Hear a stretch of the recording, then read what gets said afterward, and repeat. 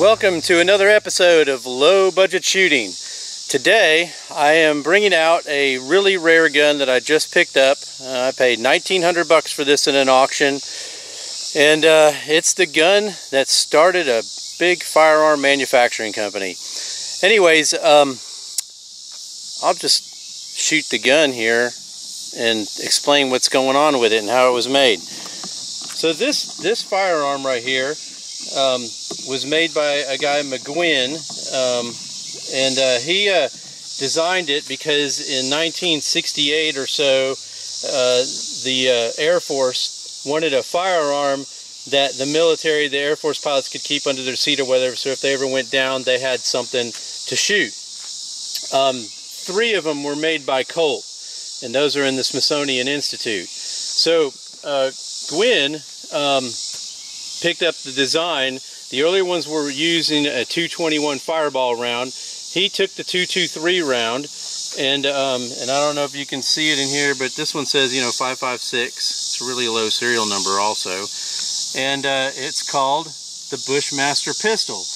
Gwynn Firearms started the company, and he started making this gun in the early 70s. There was like 3 or 4 versions of it. This is the second version. It has the safety that's in the front of it, and then another version after this had the safety up here, and another version put the safety back here, kind of like an AR-15.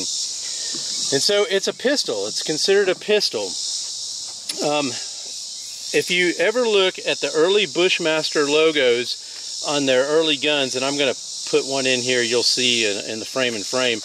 In the bottom of the logo of the snake, there is one of these guns in it, because this gun is what started the Bushmaster company. It's one of the first designs, one of the early designs with a bullpup. The magazine goes in here. It uses a standard AR-15 magazine, and this one 30 round. I will tell you, when you shoot this gun, it gets super hot. It's ridiculously hard to aim.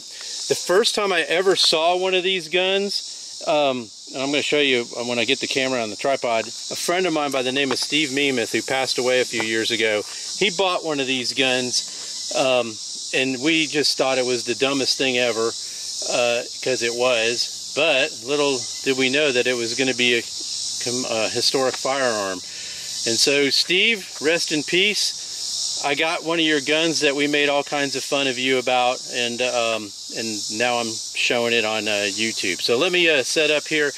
It's impossible to aim. I'm going to show you why it's super hard to aim, and really it's just a spray and pray firearm, and that's why it never took off in popularity. Okay, so the bolt action on it, it comes back. It's a gas-fired bolt that comes back. The top of it opens up. The big problem is as you can see right now, the gun is set up in its straight position. So if I was to fire this thing like this, the shells are going to eject right into my face. So what they did is they made this gun to where you can actually just tilt the gun on an angle like that, the back part, and now you can shoot. And the way you aim is ridiculous. So this front sight, if you can see it, stays stable however you roll this around for a right or left hand. And then what they did on the second version, on the back right here, there's a notch that's right by the strap, and you're supposed to line this notch up with this right here, and that's how you aim. And it's next to impossible. And then on this particular version of the gun, when you switch it over to the left side, they didn't think to put a notch on there. Later on, they had a little thing that you switched back and forth, and it had little ball detents so that you can aim. The gun, this is all metal right here, so when you fire this, it gets super hot. I changed the grip on it because I have the original grip. It is made out of Bakelite, and I'm afraid that because of the age, this gun probably came out in 1975, 1978. I'm afraid that this thing is gonna break, so I put an A2 grip on here. It takes AR-15 grips. The bolt inside works like an AR-15 too. So let's load this.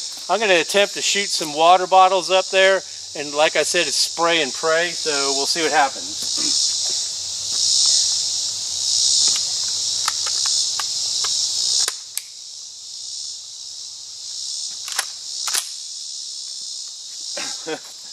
So you're supposed to put it in your arm like this right here and shoot, and I have no idea where this is going to go.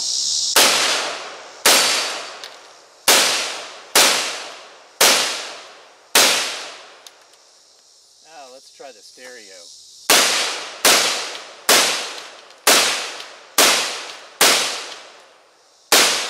Yeah, I can't hit anything. And then we'll just try to aim for fun. Oh, this is ridiculous. So in the book it says you're supposed to, in the operator's manual, you're supposed to hold it like this. Uh-oh, I probably limp wristed it. Oh, we got a jam. Magazine out. As Scott would say, you've been jammed. Okay, that's a good one. Oh, there we go.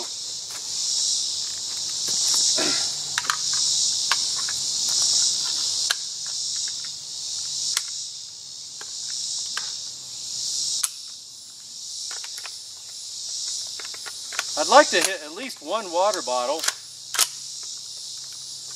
All right, let's try this again.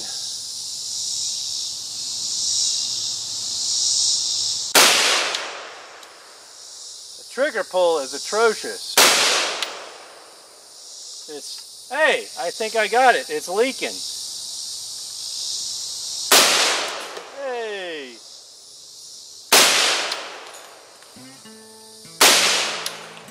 Hey, I'm figuring it out.